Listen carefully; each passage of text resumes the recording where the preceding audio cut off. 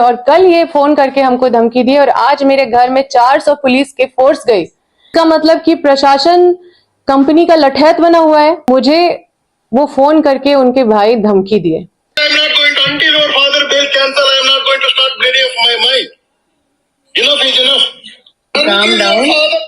धमकी दे रहे हैं कि मेरे राजनीतिक करियर को तबाह कर देंगे, मेरे पिता को जेल में डाल देंगे। आप सभी मीडिया बंधु को तहे दिल से आभार व्यक्त करते हैं। साथियों, बड़का गांव के खनिज अवैध खनन के खिलाफ लगातार मेरे पूर्व मंत्री श्री योगेंद्र साहब आवाज उठाए, उनको भी जेल में डाला गया।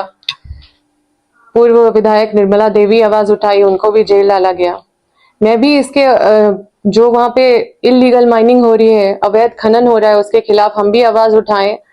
तो आप लोगों को बताना चाहती हूँ कि इस तरह के इलीगल माइनिंग करने वाली कंपनी में एक कंपनी जो ऋत्विक है, जो कि जिसके मालिक है सीएम रमेश, जो भाजपा से सांसद है आंध्र प्रदेश से, और 2000 किलोमीटर से चल के वो यहाँ झारखंड में खनन करने आते हैं।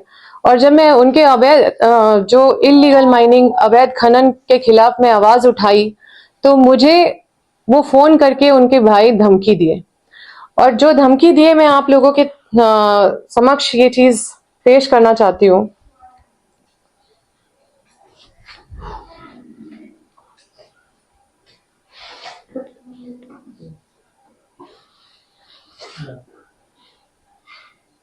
I'm not going to, until your father bail cancel, I am not going to start bleeding of my mind. Enough is enough. Calm down. Daddy, how you become, I will see, how will ruin your political life, you will see. I mean, you can't say it this way, Rajesh ji. आप सोचिए कि इनकी इतनी हिम्मत। हमारे झारखंड में BJP की सरकार नहीं है, हमारे झारखंड में इंडिया गठबंधन, हमारे झारखंड में जेएमएम कांग्रेस के गठबंधन की सरकार है। मैं राष्ट्रीय सचिव कांग्रेस की हूं और उसके बाद भी एक महिला को, एक पूर्व विधायक को, वो एमडीओ जो मतलब ऋत्विक के मालिक हैं, उसके भाई मुझे कॉल करके धमकी दे रहे हैं कि मेरे राजनीतिक करियर को तबाह कर देंगे, मेरे पिता को जेल में डाल देंगे। इतना कॉन्फिडेंस जो दिखा रहे हैं, ये एक बहुत बड़ा सवालिया निशान खड़ा करता है पुलिस प्रशासन पे कि क्या हजारीबाग के प्रशासन सीएम रमेश, सीएम राजेश के साथ मिले हुए हैं? क्या उनके अवैध खनन को इतना संरक्षण मिल रहा है? क्या हम अगर अवैध खनन के खिलाफ आवाज उठाएंगे तो इस तरह की धमकी, जो आप सोचिए कि ये इससे बड़ा और क्या हिम्मत हो सकता है? एक मतलब भाजपा के सांसद, उनके भाई, उनका मिलके वहां पे ऋत्विक में अवैध खनन का काम कर रहे हैं और वहां पे लोगों को न मुआवजा दे रहे हैं, वहां पे दलालों को रख के कुछ भी मतलब रेट फिक्स कर दिया जाता है, 100 रुपया ले लो या 200 रुपया ले लो, सब्जी बाजार जैसा एकदम ऐसे ऐसे अन्याय लोगों के साथ किया जा रहा है। और उनके पक्ष में, जनता के पक्ष में अगर अवैध खनन के खिलाफ आवाज उठाएंगे तो ये लोग इस तरह की धमकी दिए। और कल ये फोन करके हमको धमकी दी और आज मेरे घर में 400 पुलिस के फोर्स गई, मेरे ड्राइवर को उठा लिया गया। आप सोचिए कि ये मुझे कल, मतलब इसका मतलब है कि इनके इशारे पे पूरा प्रशासन काम कर रहा है। इसका मतलब कि प्रशासन कंपनी का लठैत बना हुआ है। आज जो झारखंड में अवैध खनन का जो मामला है, ये वर्षों पुराना है, जिसके खिलाफ सभी बड़े महापुरुषों ने आवाज उठाया है और हम भी लगातार इसके बारे में वर्षों से आवाज उठाते रहे हैं।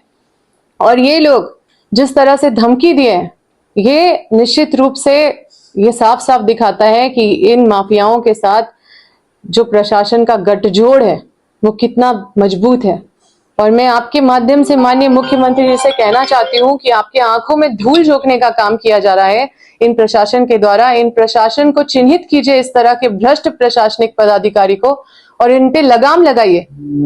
आप सोचिए कि एक महिला को, मतलब देश की बेटी, झारखंड की बेटी को, जो मतलब होते हुए मतलब नरेंद्र मोदी जी कहते हैं कि बेटी बचाओ बेटी पढ़ाओ, और इनके लोग देश की बेटी, झारखंड की बेटी को सरेआम धमकी दे रहे हैं और क्या क्या बोल रहे हैं, मतलब ऐसी ऐसी बात कर रहे हैं जो एक महिला का अस्मिता को लांघने के बराबर है।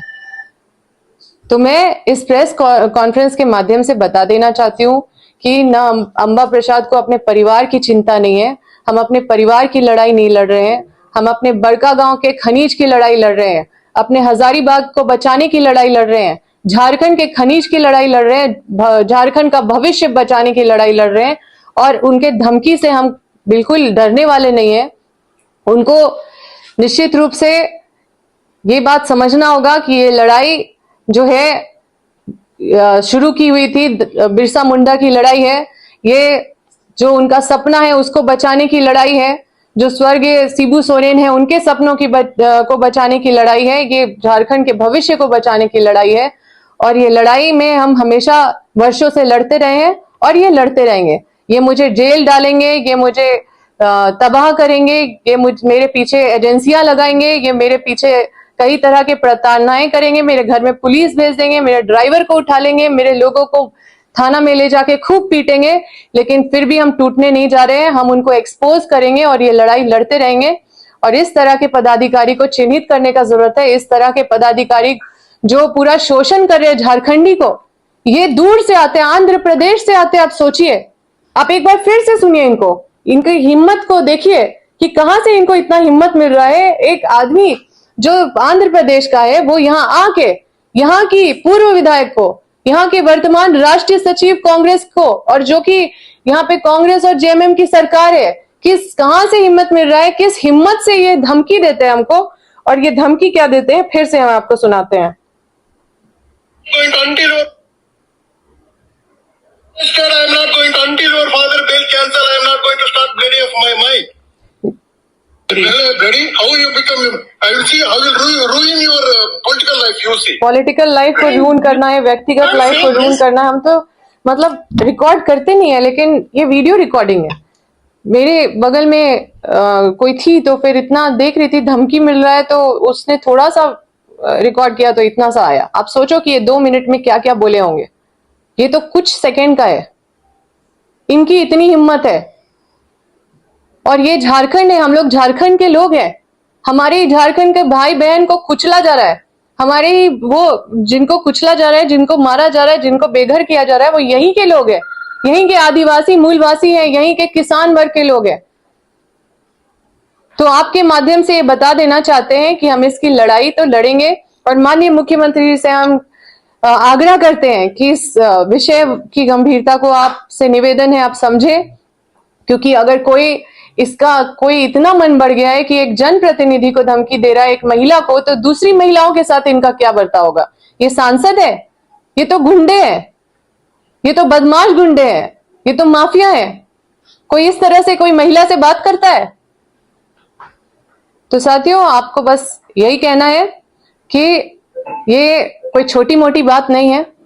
झारखंड अगर अलग हुआ, अगर सभी लोगों ने मिलकर लड़ा और इसको अलग किया है, तो इसी की लड़ाई थी कि जो बाहर के लोग आके यहाँ के खनिज संपदा लूट रहे हैं, इसकी लड़ाई थी कि यहाँ के लोग का हक और अधिकार मारा जा रहा है, इसलिए अलग झारखंड का निर्माण हो। और आज खुलेआम से इस तरह के लोग पूर्व विधायक को, एक जनप्रतिनिधि को कॉल करके ऐसी धमकी दे रहे हैं कि व्यक्तिगत जीवन बर्बाद कर देंगे। कई तरह की ऐसी बात बोले जो हम बता नहीं सकते, और जो रिकॉर्ड भी रहता तो आप लोग को सुना देते, लेकिन हम अपने मुंह से नहीं बता सकते। वो एक तरह से एक महिला का अस्मिता को लांघने के बराबर है। कंपनी के खिलाफ सूर्या हसदा ललमटिया में आवाज उठाते। देखिए, आज हम ये बिल्कुल हमको बिल्कुल ये प्रशासन पूरी तरह से कंपनी का लठैत बन गया। प्रशासन रहा कहाँ? प्रशासन नाम का चीज रहा कहाँ? आपके घर में कोई घटना होगा ना, ये 400 फोर्स नहीं आएंगे आपके लिए। कंपनी का अगर कोई ऑर्डर आ गया ना, तो 400 फोर्स आ जाएंगे 4-5 बजे भोर मेरा ड्राइवर को उठाने के लिए। मेरा ड्राइवर, आप सोचिए उसका क्या कसूर है कि वो मेरा गाड़ी चलाता है, अंबा प्रसाद का गाड़ी चलाता है, ये उसका कसूर है? मेरे निजी गार्ड का कसूर क्या है? मेरे साथ रहता है, मुझे डराने के लिए किया जा रहा है ये सब। आप सोचिए, ये सूर्या हंसदा, चाहे वो अमन साव, ये सब कंपनी के इशारे पे नहीं शूट किए गए होंगे क्या? ये सब अंदेशा नहीं लगाया जा सकता है जिस तरह से ये कंपनी के इशारे पे प्रशासन नाच रही है? आज सबसे बड़ा ये सवालियत खड़ा करता है। आज तो हमने, क्योंकि हमारे किसी बगल में किसी ने ये रिकॉर्ड कर लिया, तो हमारे पास ये प्रमाण है दिखाने के लिए कि इनका जो चेहरा है, इनका जो आईना है, वो कितना मतलब ओवर कॉन्फिडेंस के साथ है कि यहाँ पे कुछ भी करवा लेंगे, हमारे ऊपर कुछ भी करा, हमें बर्बाद कर देंगे, किसी को मरवा देंगे, हमको शूट करवा देंगे, ये कुछ भी करवा सकते हैं। इसलिए बस मैं चाहती हूँ कि ये आप लोग इन बातों को जन जन तक पहुंचाने का काम करें, क्योंकि हमारे झारखंड के भविष्य को बचाना है और आप सबका हमको सहयोग चाहिए। भाजपा के साथ मिले हुए हैं, माननीय मुख्यमंत्री जी के आंख में धूल झोंकने का काम कर रहे हैं। पूरी तरह से अवैध खनन यहाँ वहां आपको देखने को मिलेगा, बाहर से कंपनी आके अवैध खनन का काम कर रही है, कोई नई बात नहीं है।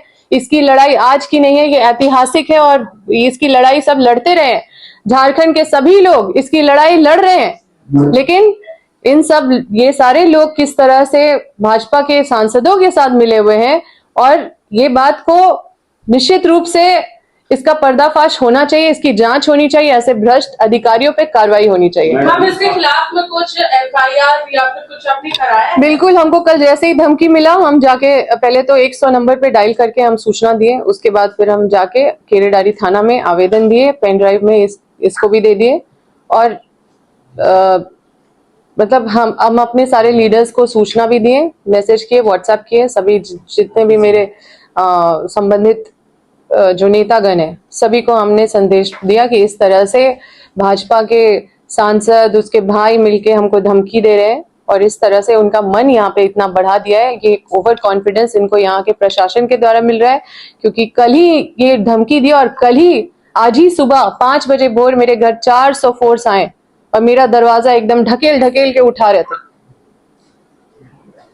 अंबा जी, बड़ी हैरानी हो रही है, आप पूर्व विधायक हैं, आप ऑल इंडिया कांग्रेस कमेटी में महासचिव भी हैं, और सबसे बड़ी बात है कि आपकी सरकार भी है। अगर प्रशासन देखिए, इसीलिए मैं आप लोगों के माध्यम से माननीय मुख्यमंत्री जी से कहना चाहती हूँ कि हमें मतलब इन लोगों को पहचानने की जरूरत है। सब लगभग अधिकारी भाजपा सांसद के इशारे पे या कंपनी के इशारे पे यहाँ के जो खनिज है वो लूटने का काम कर रहे हैं, और हम जो झारखंड का भविष्य है उसको अगर बचाना है तो इन लोगों को चिन्हित करना होगा और इन लोगों के ऊपर कार्रवाई करने की जरूरत है। और इनका इतना जो मन बढ़ गया, इससे बड़ा चीज और क्या हो सकता है? इससे बड़ा चीज क्या हो सकता है कि कोई इस तरह से बात कर रहा है। CM रमेश नाम है उनका, वो आंध्र प्रदेश से सांसद है, पहले राज्यसभा मेंबर थे, अभी लोकसभा मेंबर है, और ये सांसद नहीं, ये गुंडा है, बदमाश है, इस माफिया है। इस तरह के लोग, इस तरह का आचरण आप देख सकते हैं कि ये उस पार्टी से है जहां पे बस नारे लगाए जाते हैं, जहाँ पे बेटी बचाओ बेटी पढ़ाओ क्या कहे जाते हैं। ये जब यहाँ झारखंड में आके झारखंड की बेटी से, यहाँ की जनप्रतिनिधि से, पूर्व विधायक से जब इस तरह का मतलब शर्मनाक बात कर सकते हैं, तो आप सोचिए दूसरी महिलाओं के साथ ये कैसे पेश आते होंगे। क्षेत्र में इतनी आबादी है, क्षेत्र में हमारे पास तो चलिए हमारे पास कुछ पैरवी है, सोर्स है, हम कई लोगों से मिल सकते हैं, हमारे पास कुछ धन बल है, कुछ शक्ति बल है, हम अपनी लड़ाई भी लड़ लेंगे, लेकिन वो लोग कैसे लड़ेंगे?